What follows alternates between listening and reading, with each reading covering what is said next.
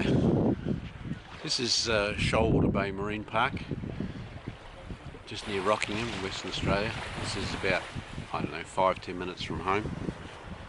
We come down here often for a walk because it's nice being near the ocean, especially on a sunny day. It's only spring now, but it's just the start of spring, but the weather's quite nice.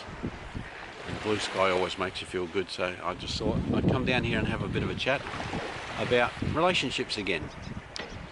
And one of those typical Filipino things is Tampo.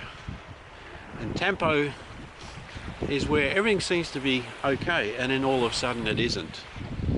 Your partner's Filipino, she's cracked it big time. She's not happy. She's wants to go home, wants to catch a plane. Says you're a bastard. You wants a divorce, or doesn't want to be with you, going to find someone else, going to go back home, and I want to go now, and that's it. And it's pretty hard to reason with them because they're just gone off, and you think, what the hell's happened there? And I've heard it can last for 2 or 3 days. It depends on the individual, I suppose, but in my case it doesn't last that long, and it doesn't happen that often anymore. It sort of happened a bit before, and I suppose maybe as the relationship gets better, you get to know each other better. You tend to work out these problems earlier, because the Filipino thing is usually they don't like conflict that much. You know, they want everything to be good, and they're quite happy, and they smile, and everything's great until they've had too much, and then that's it. Watch out. And you know, you go through it, you work through it. In my case, I try and talk about things. I tell her, you know, if I think she's being unreasonable, and I sort of stick my ground, but I don't be nasty. And we just go through it, and eventually she comes good, and then she says, you know, a little bit later she'll come good, and she'll say, oh, I'm sorry about that.